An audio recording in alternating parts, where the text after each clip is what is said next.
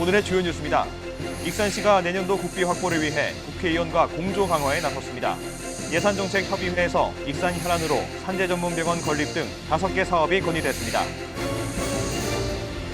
군산 지곡동 일대가 기반시설 부담구역으로 지정됐습니다. 땅값 상승 등을 부추길 수 있다는 우려가 나오고 있습니다. 원유 가격 결정 기한이 보름 앞으로 다가온 가운데 정부가 용도별 차등 가격제를 도입하기로 하면서 도내 낙농가에 반발을 사고 있습니다. 군산 시민태양광 발전소가 부분 준공되면서 시민펀드 모집이 시작될 예정입니다. 하지만 수익률과 제강 슬래그 안전성 우려가 여전합니다.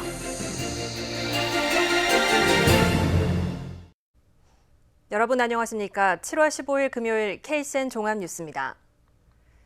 익산시가 내년도 국비 확보를 위해 지역 국회의원과 공조를 강화하고 나섰습니다. 도지사와 시장, 군수, 국회의원이 참석한 예산정책협의회에서 익산시는 산재 전문병원 건립과 백제 한류 전통문화 복합체험단지 조성 등 5개 사업을 건의했습니다. 전체 사업비 규모만 3,200억 원이 넘습니다. 최정호 기자입니다. 전북 도청에서 열린 예산정책협의회. 도내 국회의원과 전라북도, 도내 14개 시군, 도교육감이 모여 내년도 국가예산 확보 방안을 논의했습니다. 이 자리에서 익산시는 지역 현안이 국가예산에 반영될 수 있도록 정치권의 협조를 당부했습니다. 익산시의 지역 현안 사업은 5가지, 동물용 의약품, 시제품 생산 지원 플랫폼 구축과 국립석재산업진흥센터 건립, 백제 한류 전통문화 복합체험단지 조성, 산재 전문병원 건립사업, 제3 교통안전체험교육센터 건립 등입니다. 전체 사업비 규모는 3,287억 원입니다. 사업비 300억 원 규모의 동물용 의약품 시제품 생산 지원 플랫폼 구축은 인수공통 전염병 연구소 등 인접한 연구기관과 연계돼 익산의 동물용 의약품 산업을 활성화시킬 수 있을 것으로 기대되고 있습니다. 또 국립석재산업진흥센터는 사업비 250억 원 규모로 익산에 입주해 있는 160여 개의 석재 가공업체의 경쟁력 확보에 도움이 될 전망입니다. 지속적으로 협의를 해서 지금 저희들이 부지도 좀 선정을 하고 또 우리 익산시에도 자체 용역도 좀 추진을 하고 석재산업진흥지구 지정도 지금 산림청에 신청을 해놓은 상태입니다. 백제 한류 전통문화 복합체험단지는 사업비 485억 원 규모로 익산의 체류형 관광 활성화에 도움이 되며 산재 전문병원은 사업비 규모면에서 가장 큰 2천억 원으로 도내 제조업체 근로자들의 치료와 재활의료 서비스 제공이 가능해집니다. 제3 교통안전체험 교육센터는 사업비 270억 원 규모로 전국에서 3번째 시설을 익산에 만들면 충청권과 호남권 교육 수요자를 유치할 수 있습니다. 지금 전국의 광역단위로 산재 전문병원 다 있는데 저희 전북하고 충북만 지금 현재 없습니다. 지금 전북에서는 제조업체 숫자가 익산이 잘 몰려있고 제일 많고 또 그 근로자 숫자도 익산이 제일 많습니다. 익산 경제 활성화를 위해 3,200억 원 규모로 추진되는 5가지의 지역 현안 사업. 내년도 국비 확보에 힘을 합치기로 한 정치권과 함께 익산 현안 사업이 숨통을 열게 될지 주목됩니다. KCN 최정호입니다. 윤석열 정부가 문재인 정부의 탈원전과 재생에너지 확대 정책을 폐기하면서 새만금 재생에너지 클러스터 구축 사업이 위축될 우려가 제기되고 있습니다. 윤석열 대통령은 지난 5일 국무회의에서 오는 2030년까지 원전 발전 비중을 30% 이상 확대하기로 하고 탈원전 폐기를 공식화했습니다. 이에 따라 문재인 정부의 2030 재생에너지 정책은 사실상 원점에서 재검토될 것으로 보입니다. 윤 정부는 태양광과 풍력 등 에너지원별 적정 비중을 합리적으로 재조정하기로 했습니다. 전라북도와 도내 14개 시군이 각종 공공요금을 올리지 않기로 했습니다. 전라북도와 14개 시군은 물가안정방안 협력회의를 열고 시내버스와 택시, 상하수도 요금 등 6가지 지방 공공요금을 동결하기로 했습니다. 또 여름 휴가철을 맞아 바가지 요금 등 불공정 행위 감시를 강화해 피서지 물가 안정에도 주력하기로 했습니다. 도내 아파트 매매 가격이 전국에서 가장 큰 폭으로 상승한 것으로 나타났습니다. 한국부동산원에 따르면 7월 둘째 주 도내 아파트 가격은 전주 대비 0.1%포인트 올라 상승폭이 전국 최대를 기록했습니다. 군산의 아파트값 상승폭은 0.29%로 도내에서 가장 높았고, 다음으로 전주 덕진구가 0.06%, 완산구가 0.05%의 상승률을 기록했습니다. 아파트 전세 가격도 수도권은 하락세를 보이는 반면 전북은 경북, 경남과 함께 가장 높은 0.05%의 상승률을 보였습니다. 네, 군산 시민 태양광 발전소가 공사가 마무리된 지 반년 만에 부분 준공을 받았습니다. 시민발전 주식회사는 금융감독원과 협의가 마무리되면 펀드 모집을 시작하겠다는 입장인데요.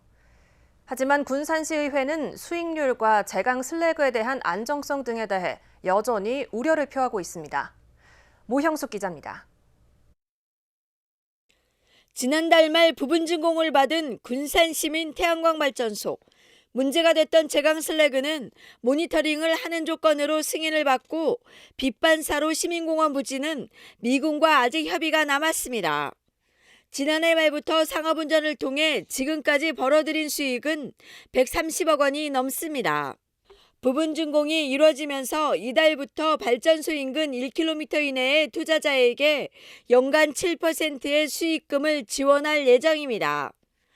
일반 펀드는 금감원과 협의가 마무리되면 군산시는 늦어도 올해 안에 펀드 모집에 들어가겠다는 입장입니다. 하지만 펀드와 제강 슬래그의 안전성에 대한 우려는 여전히 남았습니다. 태양광이라는 자체가 설치를 최초에 했을 때 가장 많이 효율성이 나오죠. 그런데 예상한 대로 수익 구조가 안 나와서 군산시가 일반 시민들한테나 모집된 금액에 대해서 수익률을 보장할 수 없는 실적으로 구조가 나타나게 됐을 때는 어떻게 흘러가냐는 말씀. 시민 수익금은 7%로 정했지만 세금을 떼면 시민이 받는 수익률은 5.4% 수준. 세후에는 지금 5.45%라고 돼 있어요, 수익률이. 그럼 지금 세후라고 하면 세금을 뗀 후에 나가는 금액이 5.45%라는 얘기잖아요. 네, 맞습니다. 그리고 이제 취약계층이나 다자녀 가구에는 이제 연에 5에서 10만 원씩 정액으로 지급하겠다는 말씀이시잖아요.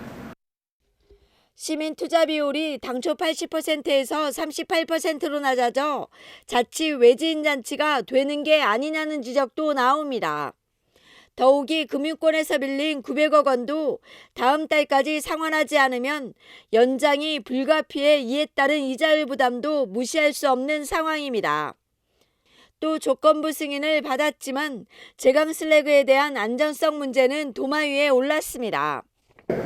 포항이나 포스코 내에 단지 내를 제강 슬래그를 통해서 투자를 했다가 사실은 여러 가지 현상이 발생이 분명히 알려져 있고, 그러니까 보조기준대로 환경부에서 인증해서 사용하는 목적에 무리가 없다고 아니라 우리가 그 제강 슬래그를 사용해서 보조기준대로 사용을 하게 되면 발생할 문제가 우려가 되면 저희가 사용을 기피해야 되겠죠. 환경부에서 인증했다는 것이 중요한 것이 아니라. 준공 문제와 환경 논란에 늦어지고 있는 시민펀드, 금감원과의 협의와 투자자 모집 등 쉽지 않은 과제가 남았습니다. KCN 모형숙입니다. 정헌율 익산시장이 지난 5월 민주당 경선 후보 토론회 과정에서 조용식 예비후보에게 한 발언을 놓고 한 익산 시민이 허위사실 유포 혐의로 정 시장을 전주지검 군산지청에 고발했습니다. 익산 시민이라고 밝힌 고발인은 조 후보가 전북경찰청장으로 재직할 당시 익산시 공공합폐수 시설에 대한 경찰 수사가 한 차례에 불과했지만 정 시장은 수차례 수사를 받아 공무원들이 괴로웠다는 허위 사실을 발언했다고 주장했습니다. 이에 대해 정헌율 익산시장은 지난 선거는 역대 가장 높은 수준의 클린 선거를 펼쳤다는 평가를 받았는데도 결과에 승복하지 못하고 고발을 일삼는 행태는 시정 운영에 큰 지장을 줄 뿐 아니라 지역 이미지도 떨어뜨릴 수 있어 강력한 법적 대응에 나서겠다고 밝혔습니다. 익산시가 야간 경관 10대 명소를 발굴합니다. 익산시는 오늘부터 야간 경관 명소화 계획 수립 용역에 착수했습니다. 시는 이번 용역을 통해 익산시의 정체성을 살릴 수 있는 야간경관 10대 명소를 발굴합니다. 또 야간경관 계획과 가이드라인을 수립해 체계적인 관리 기준을 마련할 계획입니다. 익산시는 발굴된 10대 명소 가운데 한 곳을 우선 선정해 내년부터 사업비 10억 원을 투입할 방침입니다. 국내 코로나19 신규 확진자 수가 지난주에 약 2배 규모인 3만 명대를 유지했습니다. 중앙방역대책본부에 따르면 오늘 0시 기준 국내 코로나19 신규 확진자 수는 3만 8,882명으로 재유행 경향을 보이고 있습니다. 감염 경로는 국내 발생 3만 8,621명, 해외 유입 261명입니다. 위중증 환자 수는 65명을 기록했고 사망자는 16명 늘어 사흘 연속 두 자릿수를 기록했습니다. 국내 코로나19 재확산세 도내 코로나19 신규 확진자 수도 사흘째 1,000명대를 기록했습니다.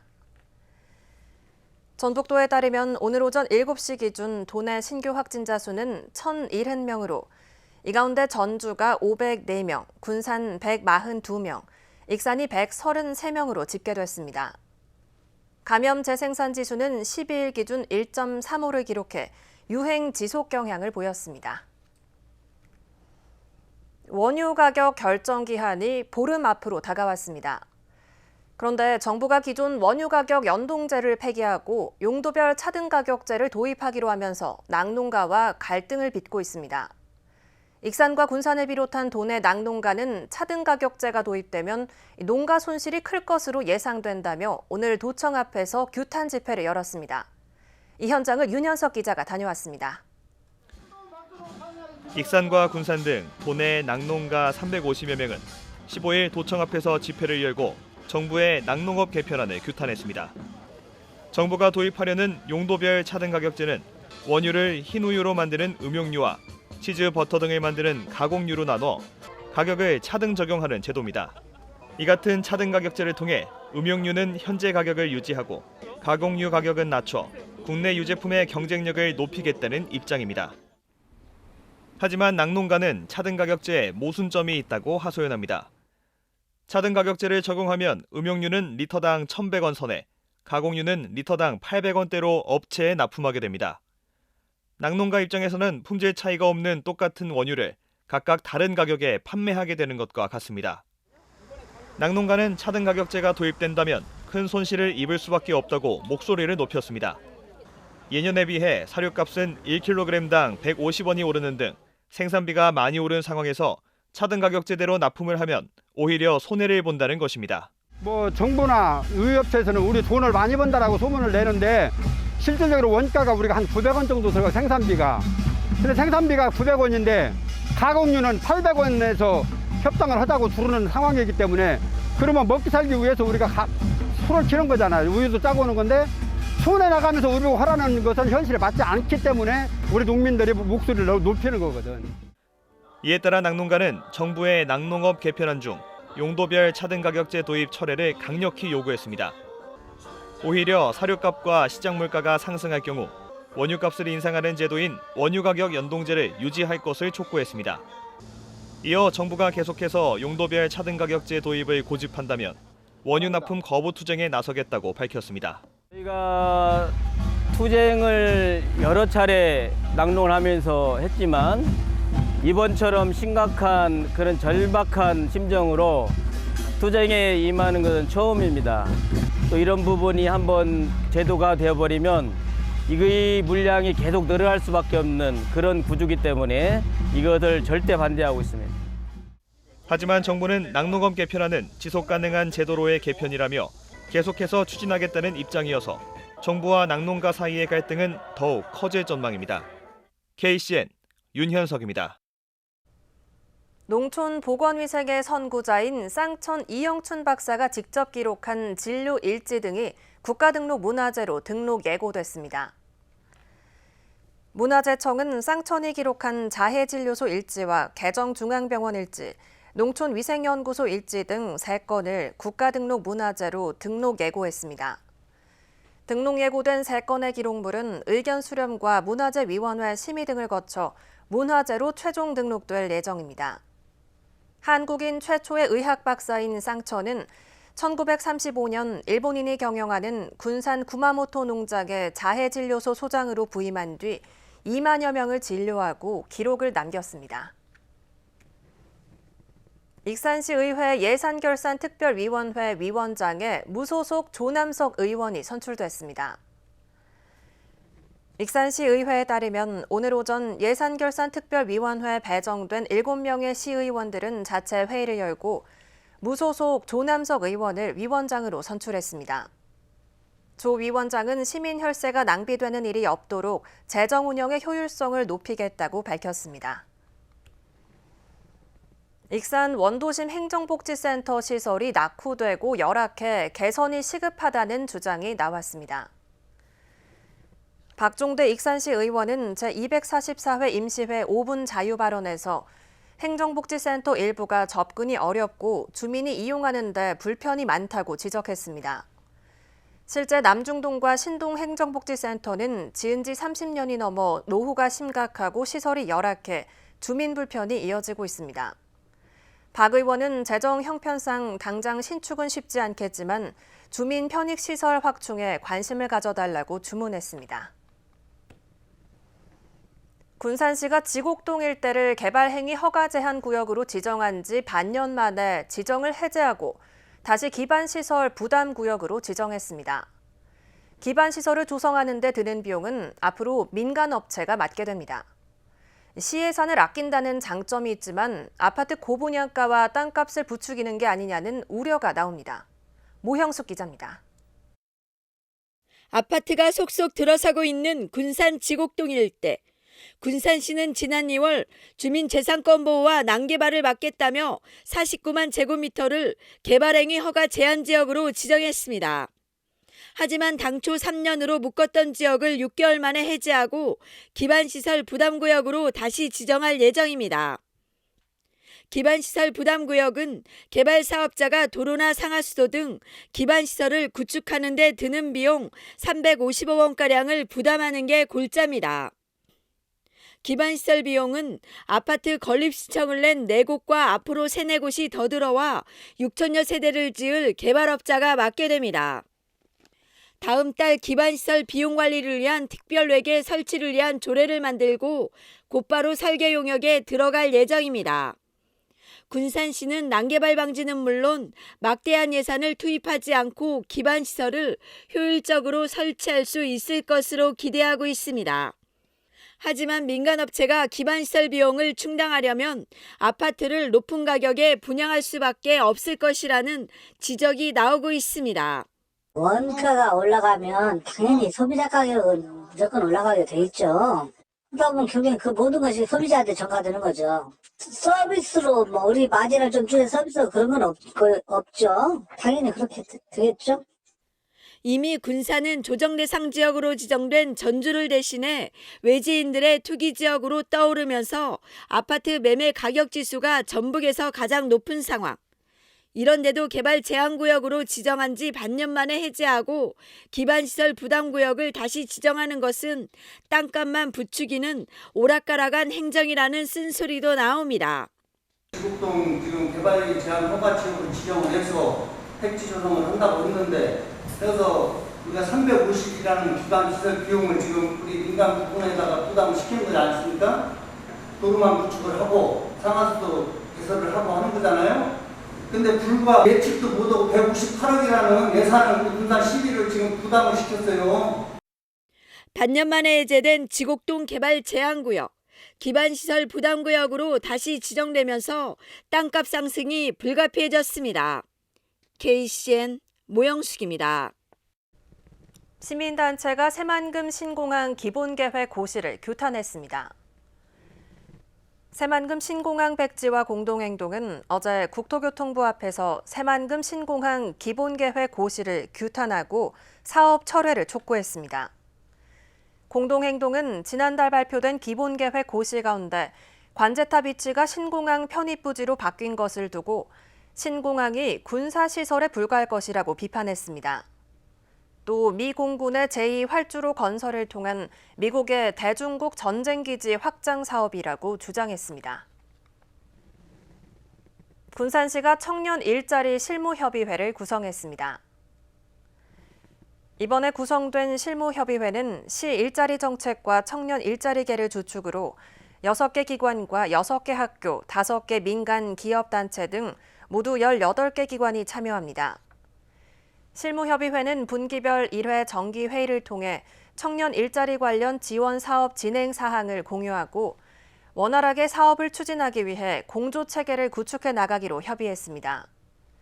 시는 유관기관과의 네트워크 구성을 통한 지역 특성에 맞는 청년 일자리 발굴이 지역 인재 유출 방지와 청년 인구 유입에 효과가 있을 것으로 전망했습니다. 정부의 코로나19 격리 재정지원제도 개편 방안에 따라 군산시가 재택치료자 본인 부담금 지원과 생활지원비 지원 대상을 조정했습니다.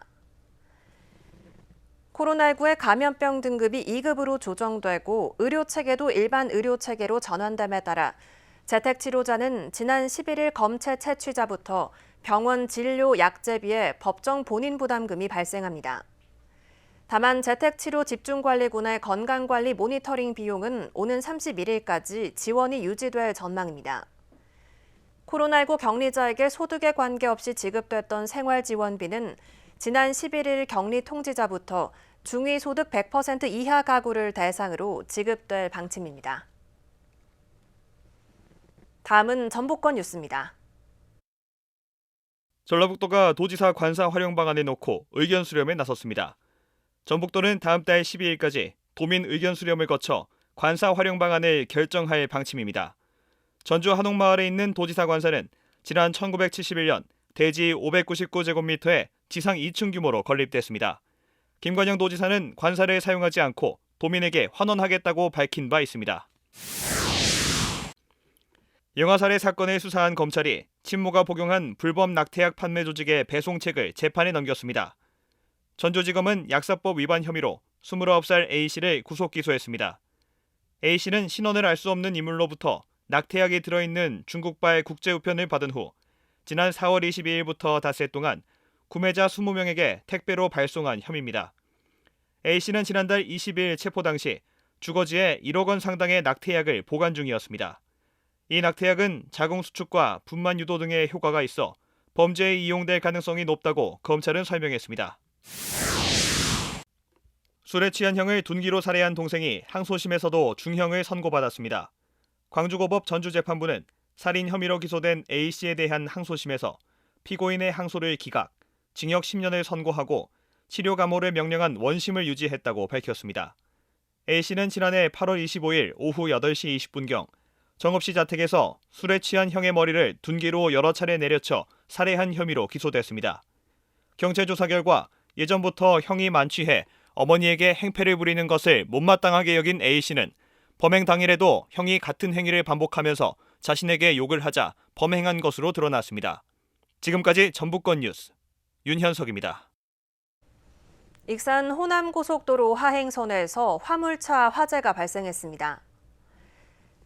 익산경찰서에 따르면 오늘 새벽 1시 27분쯤 왕궁면에 있는 호남고속도로 하행선에서 택배를 운반하던 11.5톤 화물차가 가드레일을 들이받았습니다.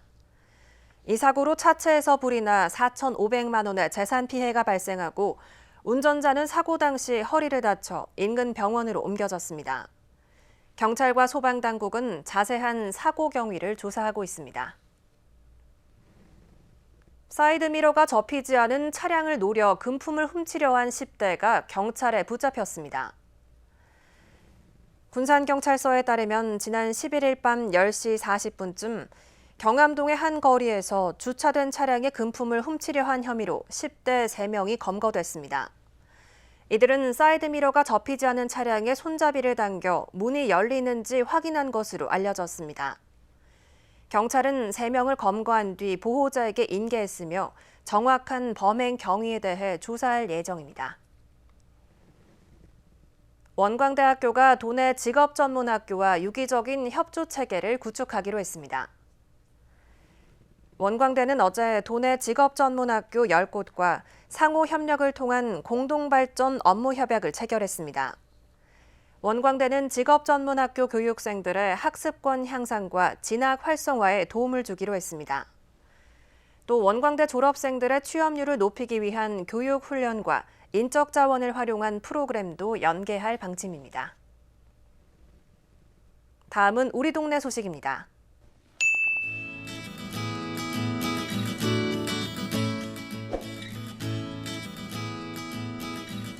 군산 조촌동이 착한 가게 릴레이 캠페인에 참여한 업체들의 기부 모습을 담은 사진 액자를 전달하고 있습니다.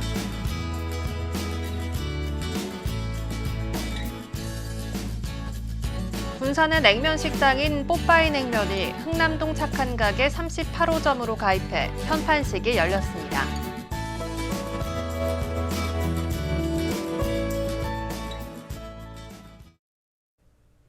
이어서 내일의 날씨입니다.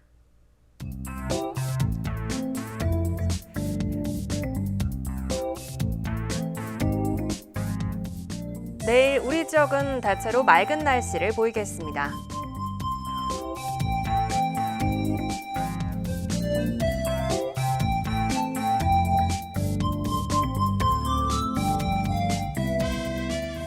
우리 지역의 최저 기온은 18도, 낮 최고 기온은 31도로 예상됩니다.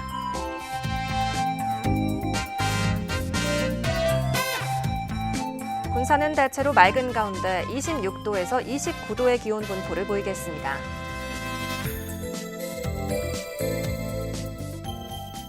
익산은 낮 최고 기온이 30도로 예상됩니다.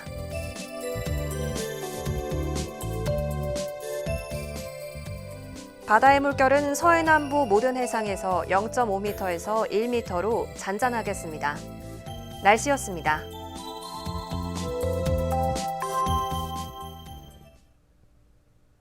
이상으로 KCN 종합뉴스를 마칩니다.